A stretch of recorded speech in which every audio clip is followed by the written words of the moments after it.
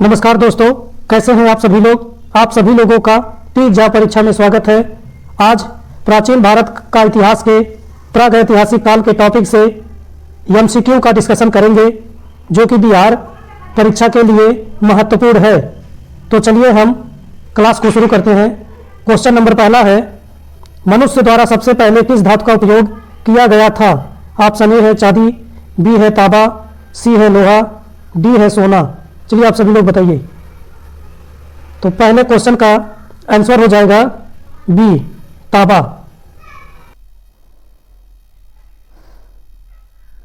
चलिए अब हम चलते हैं क्वेश्चन नंबर 2 पर। क्वेश्चन नंबर 2 है, प्रथम मानव जीवाश्म भारत की किस नदी घाटी से प्राप्त हुआ था। ऑप्शन ए है गंगा घाटी, बी है यमुना घाटी, सी है नर्मदा घाटी, डी है ताप्ती घाटी, ई है उपयुक्त में से कोई नहीं या उपयुक्त में से एक से अधिक। चलिए आप सभी लोग बताइए। तो क्वेश्चन नंबर दूसरे का ऑप्शन नंबर सी हो जाएगा नर्मदा घाटी। जैसा कि हमको पता है कि मानव जीवाश्म नर्मदा घाटी से सबसे पहले प्राप्त हुआ था और 1982 में अरुण सोनकिया ने होशंगाबाद जिले के नर्मदा घाटी के हथनौड़ा स्थल से मानव कपाल तथा हाथियों का जीवाश्म प्राप्त किया। हथनौड़ा से प्राप्त जीवाश्म भारत में प्राप्त प्रथम मानव जीवाश्म है। अब हम चलते हैं क्वेश्चन नंबर 3 पर। क्वेश्चन नंबर 3 है, भारत की प्राचीनतम संस्कृत कौन सी है। ऑप्शन ए है पूरा पाषाणिक संस्कृत, बी है मध्य पाषाणिक संस्कृत, सी है नवपाषाणिक संस्कृत, डी है वैदिक संस्कृत। चलिए आप सभी लोग बताइए।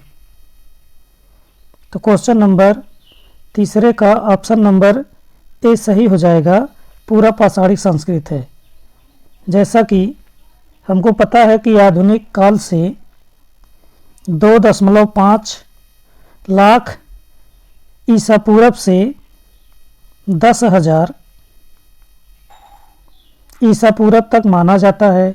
यह हैंड एक्स, क्लीवर और स्क्रैपर आदि विशिष्ट उपकरणों पर आधारित संस्कृत थी।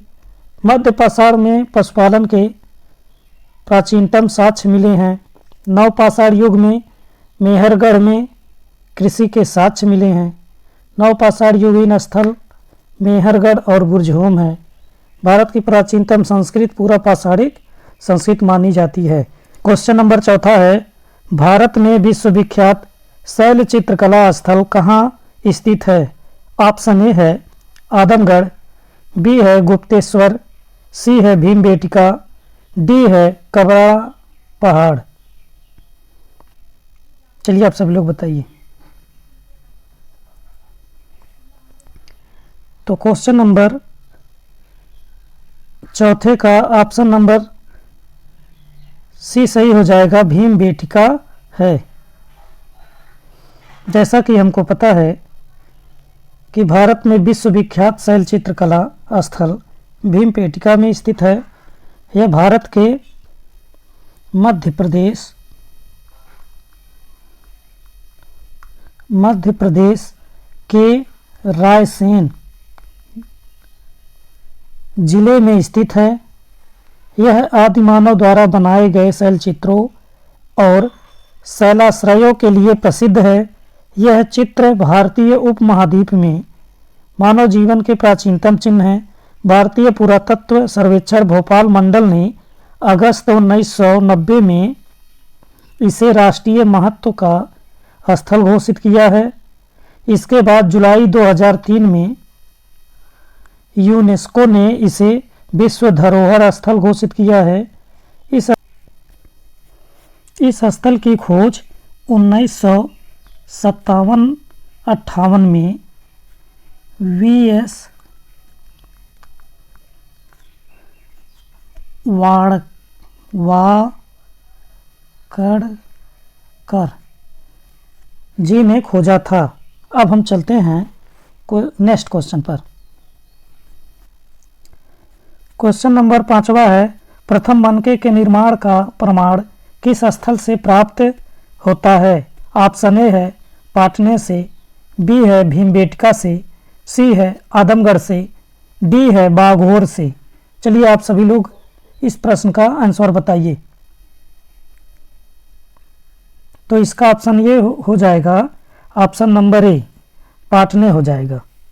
जैसा कि हमको पता है कि पाटने कहाँ है?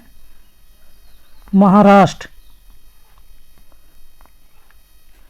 महाराष्ट्र के पाटने, मेहता खेड़ी, राजस्थान के चंदेल साल और मध्य प्रदेश के रामनगर आदि से प्राप्त शुतुरमुर्ग के अंडों पर की गई चित्रकारी से इसकी पुष्टि होती है।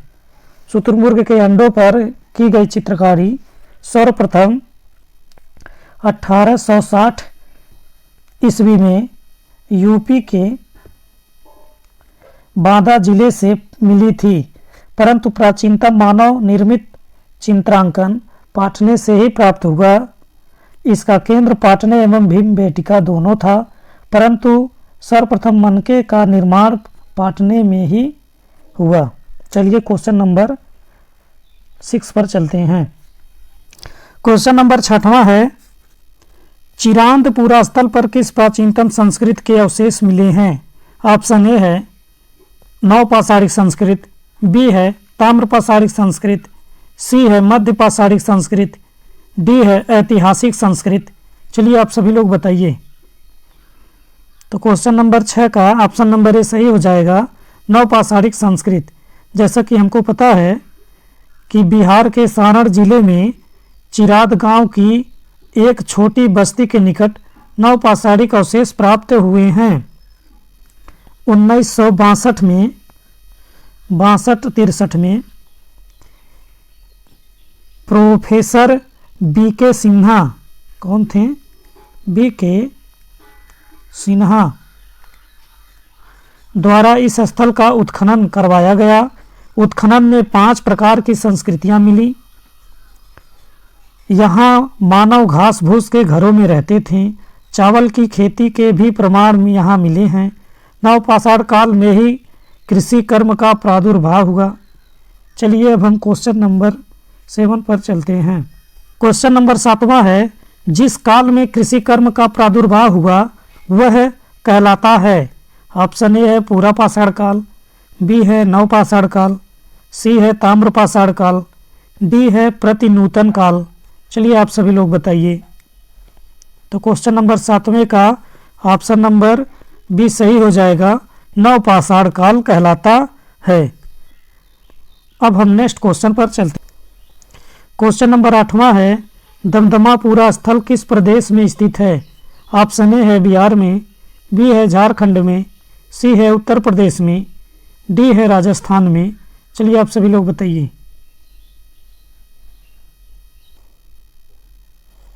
इस क्वेश्चन का ऑप्शन नंबर सी सही हो जाएगा, उत्तर प्रदेश में है। जैसा कि हमको पता है कि उत्तर प्रदेश के प्रतापगढ़ जिले में स्थित महदहापुरा स्थल से 5 किलोमीटर उत्तर पश्चिम की ओर दमदमापुरा स्थल है।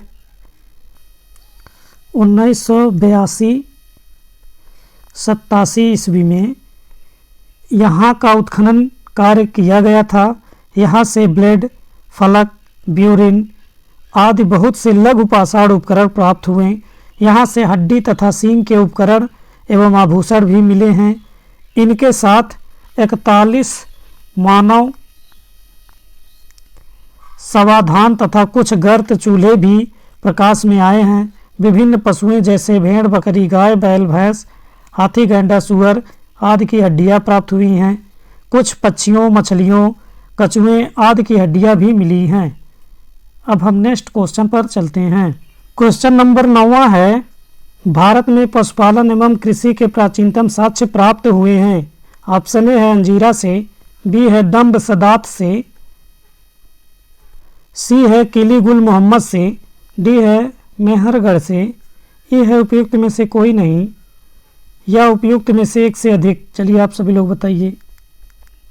तो क्वेश्चन नंबर 9 का ऑप्शन नंबर डी सही हो जाएगा, मेहरगढ़ से। जैसा कि हमको पता है कि भारत में पशुपालन एवं कृषि के प्राचीनतम साक्ष्य मेहरगढ़ से ही प्राप्त हुए हैं। वर्तमान में मेहरगढ़ बलूचिस्तान में बेलन नदी के किनारे स्थित है। यह एक नवपाषाणिक स्थल है।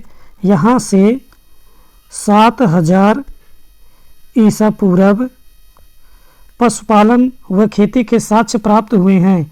इस स्थल पर गेहूं, जौ तथा खजूर की खेती होती थी तथा भेड़, बकरियां तथा मवेशी पाले जाते थे।